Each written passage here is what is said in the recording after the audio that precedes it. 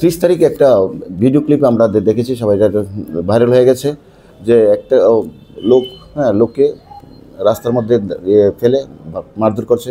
একটা এই ছবিটা দেখে আমরা সবাই দেখছি। প্রথমে আমরা অ্যাসার্টেন করেছি প্লেস অফ অকারেন্সটা কোথায়। তো প্লেস অফ অকারেন্সটা জানতে পেরেছি আমরা শান্তি হোটেলের একটু আগে, পুরান বাটাটার অপোজিট সাইডে এটা প্লেস অফ অকারেন্স ছিল।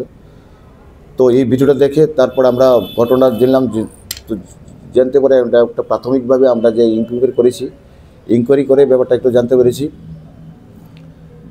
এই যে আহত হয়েছে তাকে আমরা জিবি হসপিটালে তোকে করা হয়েছিল, শিফট করা হয়েছিল।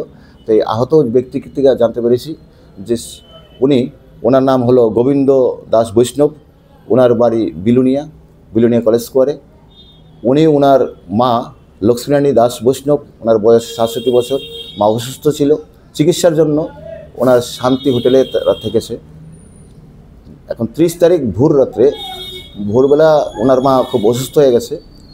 তো মানে ব্যথা পেয়েছে, আনকনসিয়াস অবস্থায় হয়ে গেছিলো। তো এখন পরে ফায়ার সার্ভিসকে খবর দেওয়া হয়েছে, ফায়ার সার্ভিস এসেছে। তো এখান থেকে ব্যাপারটা এরকমভাবে একটা হয়ে গেছে যে ওনার মাকে হয়তো ওনার ছেলে অর্থাৎ গোবিন্দ দাস বৈষ্ণব প্রচণ্ডভাবে মারধর করেছে, তার ফলে হয়েছে। এরকমভাবে একটা ছিল, যদিও এটা আমরা একটা তদন্তের বিষয়ে আমরা তদন্ত করছি। তো এই বিষয়ে যখন ফায়ার সার্ভিস এসে মাকে নিয়ে গেছে, তখন ফায়ার সার্ভিসের সাথে অ্যাকচুয়ালি নর্মালি কৌতূহল, ফায়ার সার্ভিস আসলে আশেপাশের লোকরা একটু কৌতূহল আছে। তো কিছু লোক রাস্তায় যারা দাঁড়িয়েছিল পুজো দেখতে এসেছিলো, তারা অনেকে বলে ব্যাপারটা তারা একটু ভীষণচারী বয়স্ক মাকে মারধর করেছে। তো সেই ভেবে সে একটু দৌড় দিয়েছিল। আর মাকে তো হসপিটালে ফায়ার সার্ভিস নিয়ে গেছে। তো তাকে সে দৌড়ে রাস্তার পাবলিক তাকে আটকেছে। তো ওই বিষয়ে তাকে সবাই তার মারধর প্রচণ্ড করেছে। যাই হোক, তারপর আমরা ওই ভাইরাল ছবিটা দেখেছি, যাকে আমরা দেখেছি। তো ভাইরাল ছবি দেখে আমরা একজনকে, যে মেইন প্রিন্সিপাল যে দেখেছি, ব্ল্যাক কালার গেঞ্জি, ভাইরাল ছবি, ওকে আমরা আইডেন্টিফাই করেছি প্রপারলি। আমরা একটা কেস নিয়েছি। তারপরে কেস নেওয়ার পরে এটা ইনভেস্টিগেশন করে লোকটাকে আইডেন্টিফাই করেছি। লোকটা হলো টিটন দাশগুপ্ত, যার বাড়ি ভাটিয়া বনগর। তারপরে এখানে দেখলাম যে ততক্ষণ সে লুকিয়ে তার মডার্ন ক্লাবের এখানে একটা তার শ্বশুর বাড়ি, ওখান থেকে আমরা তাকে অ্যারেস্ট করেছি। আজকে তাকে কোর্টে ফরওয়ার্ড করব। আমরা বিষয়টাকে বাকিটাতে তদন্ত করছি। কি কারণে, কেন, প্রাথমিক অবস্থায় কি কোনো জিজ্ঞাসাবাদ পেয়েছেন, কি কারণে মেরেছে?